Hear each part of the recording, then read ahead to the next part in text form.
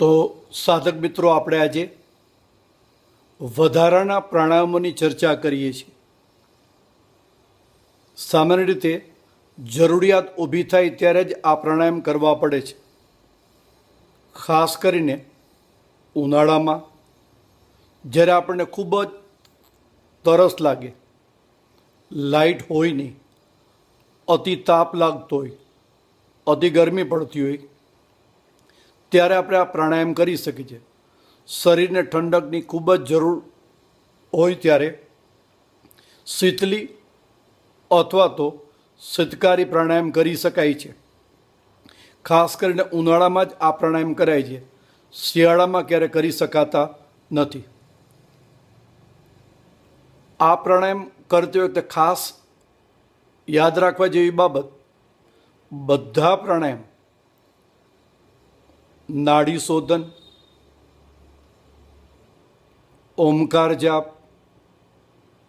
કપાલભાતિ, બાહ્ય પ્રાણાયામ, અગ્નિસાર, અનુલોમ વિલોમ, ઉજ્જાઈ પ્રાણાયામ, એ કોઈ પણ પ્રાણાયામ આપણે કરીએ ત્યારે હંમેશા બે નસકોરાનો ઉપયોગ કરીએ છીએ. પરંતુ શીતલી અને શીતકારીમાં આપણે મોઢું ખુલ્લું રાખશું. કોઈ પણ પ્રાણાયામમાં મોઢું ખુલ્લું રાખવાની છૂટ નથી હોતી. આ બે પ્રાણાયામ એવા છે, શીતલી અને શીતકારી, કે જેમાં આપણે મોઢું ખુલ્લું રાખીએ છીએ અને મોઢામાંથી શ્વાસ લઈ પ્રાણાયામ કરવામાં આવે છે.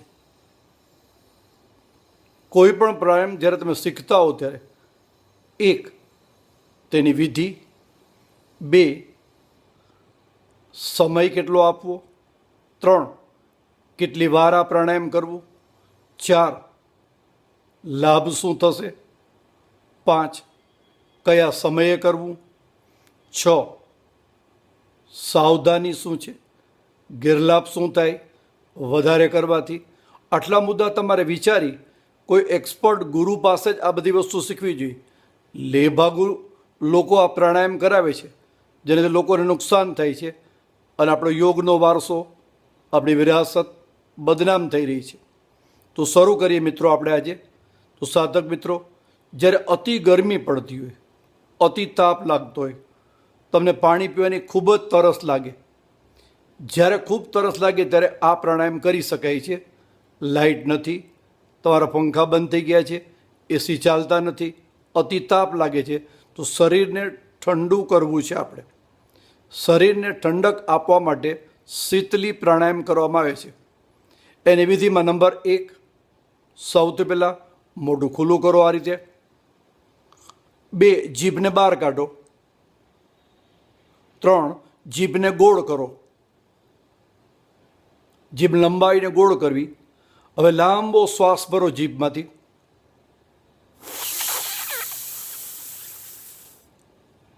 મોઢું બંધ કરી, જમણું નાક બંધ કરી, ડાબા નાકમાંથી સજ અટક્યા પછી શ્વાસ બહાર કાઢો. ફરી મિત્રો સમજેલી આપણે એની વિધિ. મોઢું ખોલશો, જીભને બહાર કાઢશો, જીભને ગોળ કરો, લાંબો શ્વાસ ભરો, મોઢું બંધ કરવો, જમણું નાક બંધ કરી લાંબા શ્વાસને બહાર કાઢો. આ રીતે 3 થી 5 વખત, અથવા તો તમારી જરૂરિયાત પ્રમાણે તમે એને વધારી શકો છો. માત્ર 5-10 પ્રાણાયામ કરવાથી તરત જ તમારા મોં પરનો પરસેવો દૂર થઈ જશે, શરીરમાં ઠંડકનો અનુભવ કરશો. તો મિત્રો, આ વધારાના પ્રાણાયામ છે. સમયની માંગ પ્રમાણે, એટલે કે ઉનાળામાં અતિ તાપ લાગે, અતિ ગરમી લાગે, ખૂબ જ પરસેવો થતો હોય, ઘણા મિત્રોને એવું છે ખૂબ જ ગરમી લાગતી હોય છે, એ લોકો આ પ્રાણાયામ કરે. પરંતુ ઠંડીની ઋતુમાં કોઈ દિવસે શીતલી કે શીતકારી પ્રાણાયામ કરી શકાતા નથી. ઓમ